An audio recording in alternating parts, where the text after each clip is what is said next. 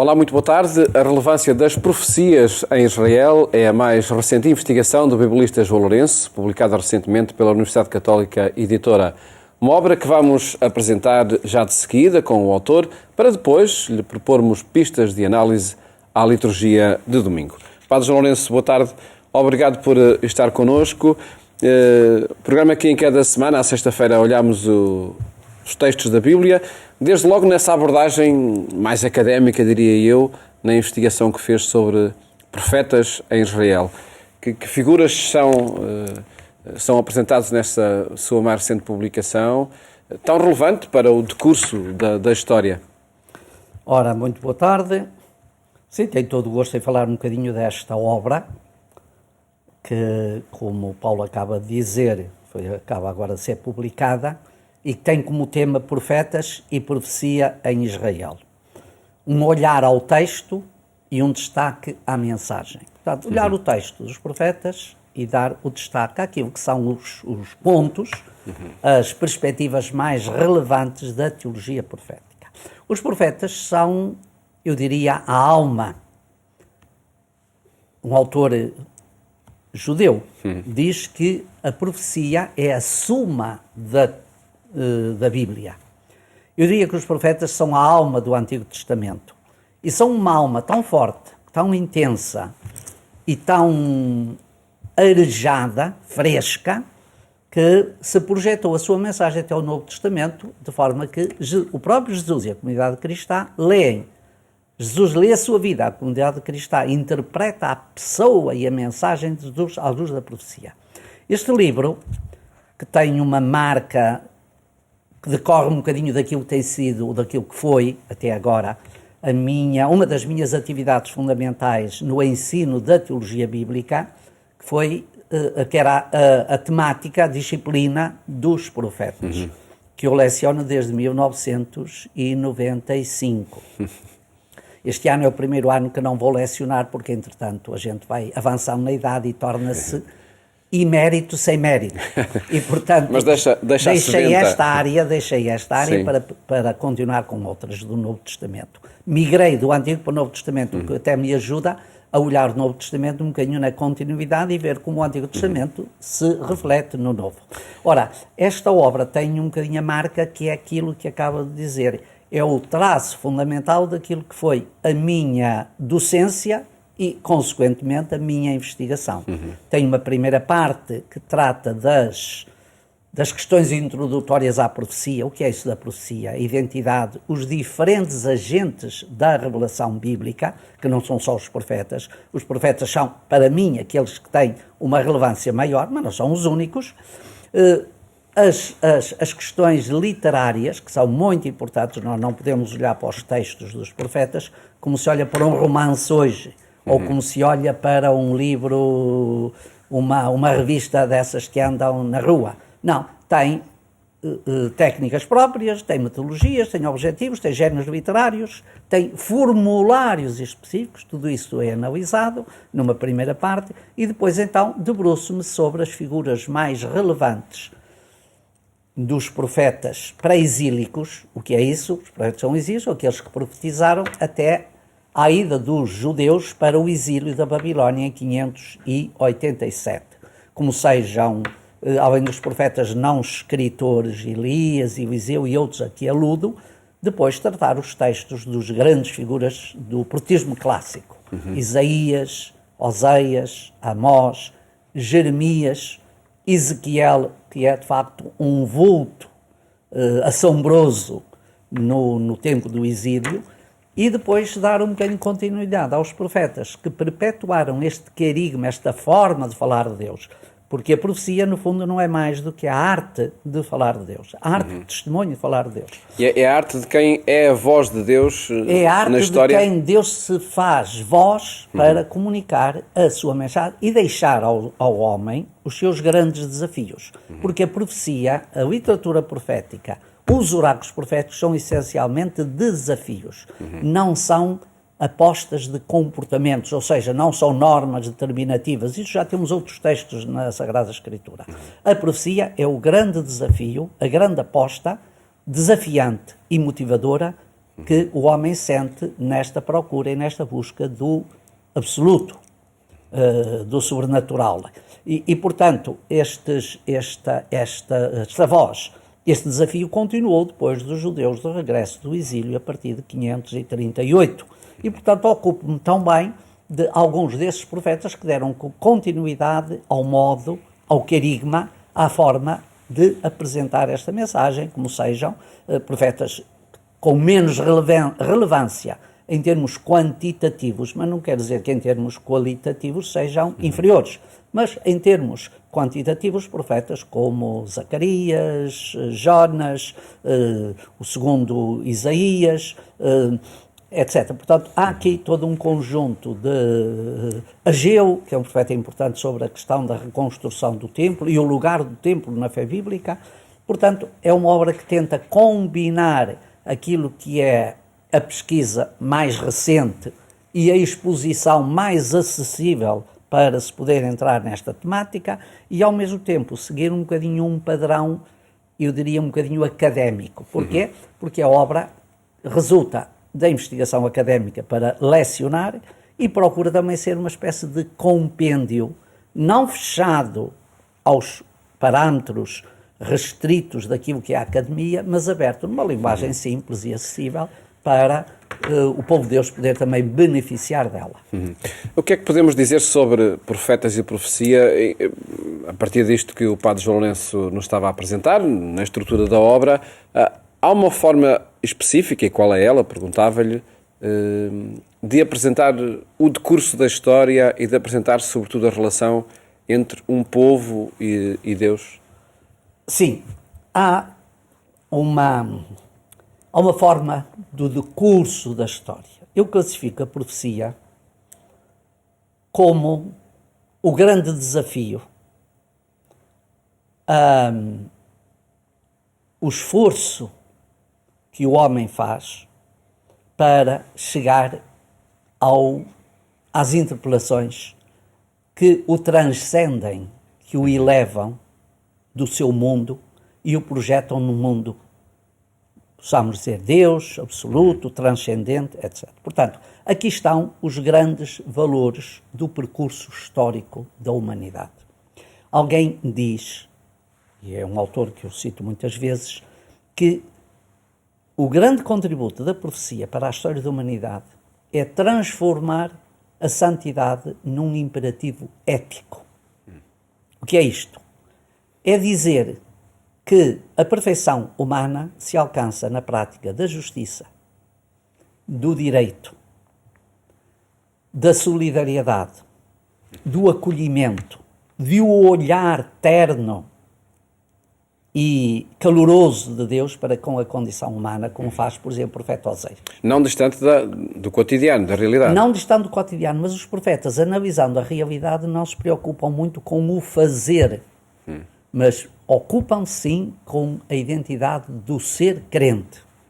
Não importa muito, não está nos seus livros, faz tantas vezes oração, faz tantas vénias, faz tantos salamaleques, como às vezes nós vemos.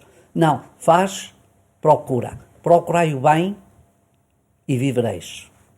Fazei o bem e afastai-vos do mal.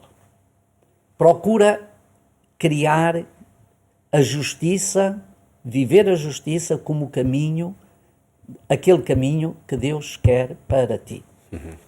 Não uma justiça tribunaleira, não é justiça jurídica, é a justiça como a expressão da caridade e do amor de Deus, da comunhão com Deus.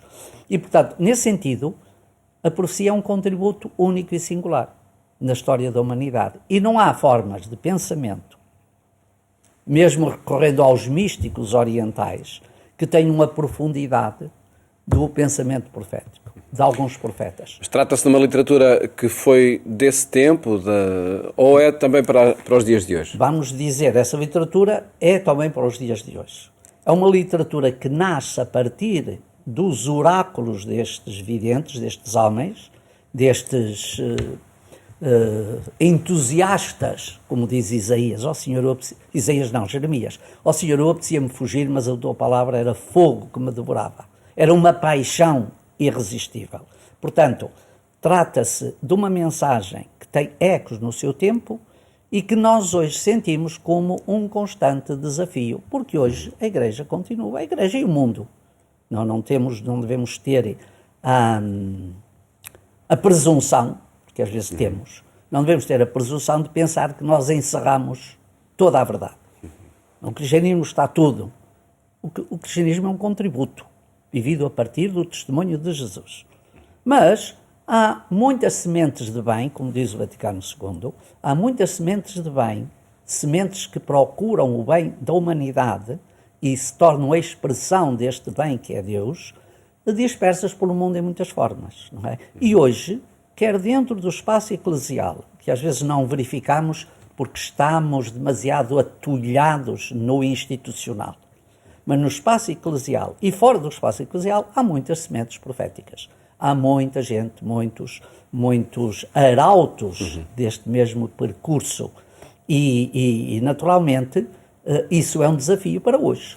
Ler o mundo de hoje, à luz e de acordo com alguns critérios que a profecia nos apresenta, é também um ar fresco que empresta novidade à nossa cultura e ao nosso tempo.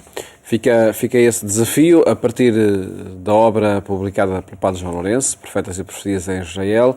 E vamos agora ao encontro dos textos da Bíblia, a ver se temos também algum profeta para comentar nestes textos que são escutados nas missas deste domingo, desde logo o texto do Evangelho. Jesus ensinava a multidão dizendo: acautelai-vos dos escribas que gostam de exibir longas vestes, de receber cumprimentos nas praças, de ocupar os primeiros assentos nas sinagogas e os primeiros lugares nos banquetes. Devoram as casas das viúvas com o pretexto de fazerem longas rezas. Estes receberão uma sentença mais severa.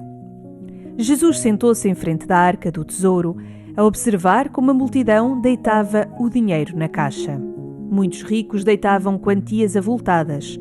Veio uma pobre viúva e deitou 2 pequenas moedas, isto é, um quadrante. Jesus chamou os discípulos e disse-lhes: em verdade vos digo, esta pobre viúva deitou na caixa mais do que todos os outros. Eles deitaram do que lhes sobrava, mas ela, na sua pobreza, ofereceu tudo o que tinha, tudo o que possuía para viver. Padre João Lourenço, que mensagem podemos encontrar neste texto a partir desta história da viúva que dá pouco, mas que afinal é o muito, não é? É o tudo. Este texto é um texto verdadeiramente singular, narrado aqui por São Marcos de uma forma muito sumária, muito breve, muito densa, mas eu também diria que é um texto muito profético. Porquê? Devemos a este texto um código novo de compreensão da identidade humana que vale não por aquilo que tem, mas por aquilo que é. Que vale na doação do dar-se e não na quantidade do dar. É de facto um texto muito expressivo. Reparemos que este texto, como São Marcos o apresenta, mostra que Jesus vê o que os outros não veem. A viúva dá uma pequena quantidade. E ele repara nisso. Normalmente nós reparamos nas grandes quantidades.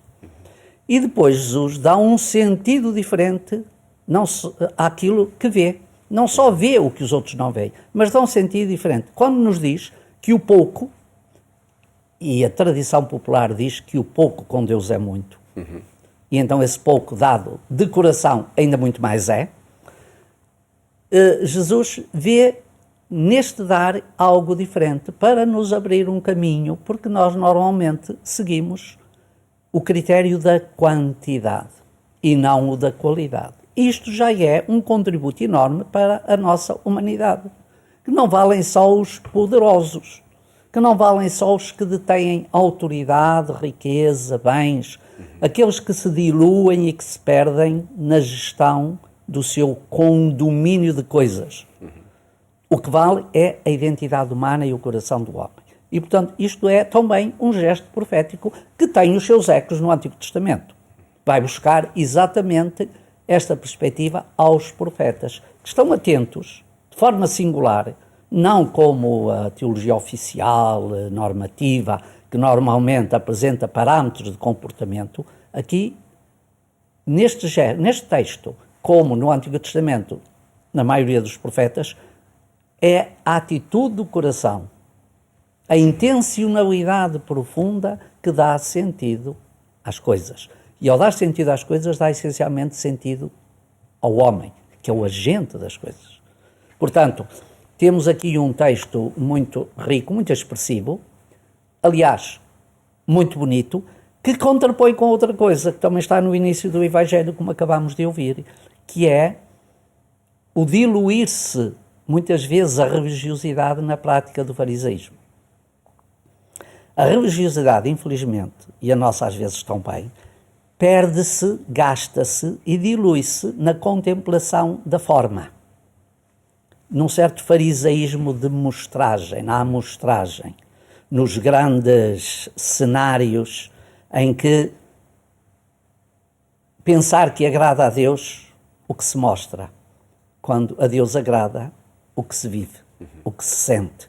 E, nesse sentido, há aqui uma crítica feroz de Jesus a todos aqueles que se julgavam no seu tempo os detentores da verdade religiosa. Jesus encontra outra verdade religiosa, tal como os profetas. Não se ficam pelo cumprimento da lei. Amarás o Senhor teu Deus, amarás, mas primeiro tens que o procurar. Ter um coração de busca, de procura, de despojamento. E esta doação do coração, contraposta à atitude farisaica, que se satisfaz na sua amostragem, a procura do coração sente sempre em busca, em caminho, eu diria, em esvaziamento, em pobreza, que é isto do verdadeiro pobre de espírito. Os verdadeiros pobres de espírito não são os que não têm nada, mas são aqueles que continuam à procura dos verdadeiros sinais da presença de Deus e fazê-los vivos na sua vida. E que, de facto, depois a história dessa doação da viúva acaba por ser uma grande ilustração, né, muito prática. É uma ilustração muito prática, muito concreta e, ao mesmo tempo, muito interpelativa. Vamos ver o que é que seria para o fenómeno religioso nós continuarmos a condicionar Deus à quantidade das coisas. Seria verdadeiramente um desastre. Disso já temos muitos fenómenos de ganância e de usurpação de poder no mundo. Há aqui, de facto, uma frescura de espírito, uma esperança aberta, uma janela de esperança que se abre a partir desta mensagem que recebemos.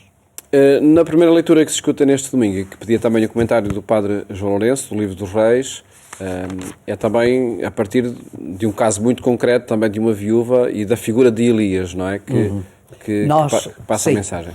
Nós temos na profecia, na literatura profética, nos oráculos proféticos, uma atenção muito específica, muito incidente, muito contínua sobre aquilo que hoje poderíamos chamar os marginalizados da sociedade. E os profetas estão muito atentos a isso. E dentre esses marginalizados há duas classes que predominam. É a classe das viúvas, não tinham os fenómenos, não tinham os sistemas de segurança que nós hoje temos, nem nada, e portanto estavam desamparadíssimas na sociedade.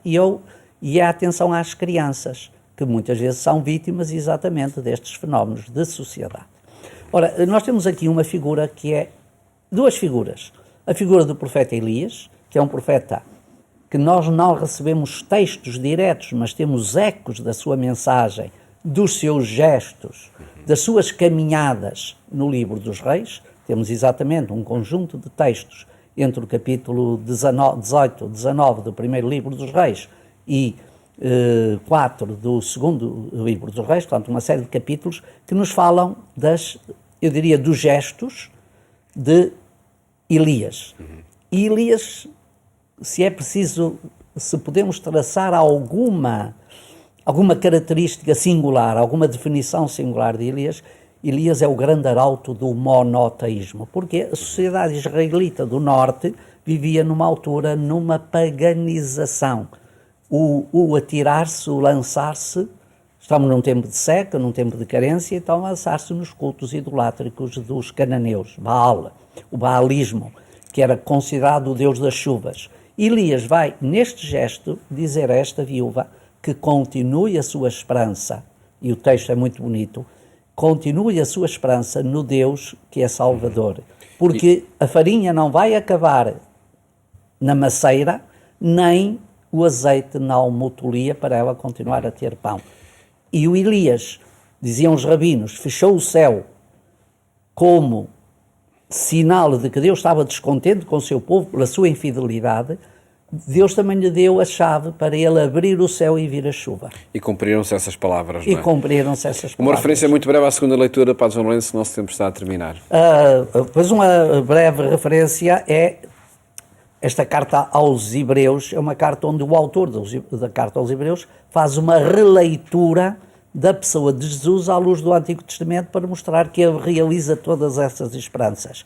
E aqui temos, de facto, uma releitura cultual. Jesus é o centro do verdadeiro culto, ele é o novo santuário do encontro entre Deus e o homem. É por ele que nós chegamos até Deus. Ficam estas pistas para análise aos textos da liturgia deste domingo e também uma proposta para aprofundar a literatura profética através desta obra que o Padre Lourenço acaba de publicar, Profetas e Profecias em Israel. Agradeço-lhe, Padre João, ter estado aqui no programa Eclésia. Muito obrigado. O gosto foi meu. Muito obrigado. E um bom fim de semana. Até uma próxima oportunidade. Nós mais logo partilhamos consigo uma edição na rádio, na Antena 1, quando forem 22h45. Desejo uma ótima tarde, bom fim de semana. Até à próxima segunda-feira, se Deus quiser.